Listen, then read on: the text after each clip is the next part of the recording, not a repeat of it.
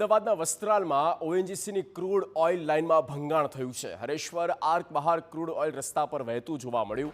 Fire વિભાગ અને ઓએનજીસીની team ઘટના સ્થળે પહોંચી છે. સુરક્ષાના ભાગરૂપે ઓએનજીસીએ મેઇન વાલ્વ બંધ કર્યો છે. રામોલ પોલીસે અવરજવર માટે હાલ તો રસ્તો પણ બંધ કર્યો છે. ઘટના વસ્ત્રાલ વિસ્તારમાં ઓએનજીસીની ક્રૂડ ઓઇલ લાઇન અને તેમાં ડિસ્પ્યુટ ઊભો થયો છે, ભંગાણ થયું છે. હરેશ્વર આર્ક બહાર ક્રૂડ ઓઇલ રસ્તા પર વહી ગયું. ફાયર વિભાગની ટીમ પહોંચી, ઓએનજીસીની ટીમ ઘટના સ્થળે છે અને સુરક્ષાના ભાગરૂપે વધારે કોઈ અઘટિત ઘટના ન બની જાય, વધારે કોઈ નુકસાન ન થાય, મેઇન વાલ્વ છે તે ઓએનજીસીએ બંધ કરી દીધો છે અને રામોલ પોલીસે અવરજવર માટે પણ રસ્તો બ્લોક કરી નાખ્યો છે, રસ્તો બંધ કરી દીધો છે.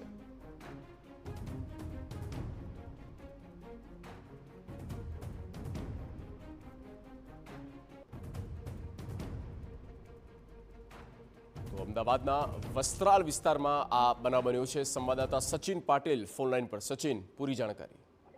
જગદીશ, અમદાવાદના પૂર્વ વિસ્તારમાં જ્યાં વસ્ત્રાલ વિસ્તારમાં જ્યાં રેપિડ એક્શન ફોર્સનો જે કેમ્પ છે એની પાસેથી જે ઓએનજીસીની લાઇન પસાર થાય છે ત્યાંથી આ જે ઘટના બની છે અને ત્યાં જે લાઇન જાય છે એમાંથી ઓઇલ બહાર આવ્યું હતું અને ઓઇલ બહાર આવતા જ બીજી દુર્ઘટના ન બને અને લોકો અકસ્માતનો શિકાર ન બને અને પ્લસ તકેદારીના ભાગરૂપે પોલીસની ટીમ પણ ત્યાં ઘટના સ્થળ પર પહોંચી ગઈ છે અને પોલીસ દ્વારા જે રસ્તો છે રસ્તો બંધ કરવામાં આવ્યો છે. ફાયર બ્રિગેડની ટીમ પણ ત્યાં પહોંચી છે અને ઓએનજીસીની જે ટીમ છે એ પણ ત્યાં પહોંચી છે અને સમગ્ર જે ઘટના છે એમાં સૌથી પહેલા તો પ્રાયોરિટીના ભાગરૂપે કે નુકસાન મોટું ન થાય એ માટે વાલ્વ બંધ કરી દેવામાં આવ્યો છે કે જેનાથી ઓઇલ વધારે લીક ન થાય અને એના કારણે નુકસાન પણ ન થાય.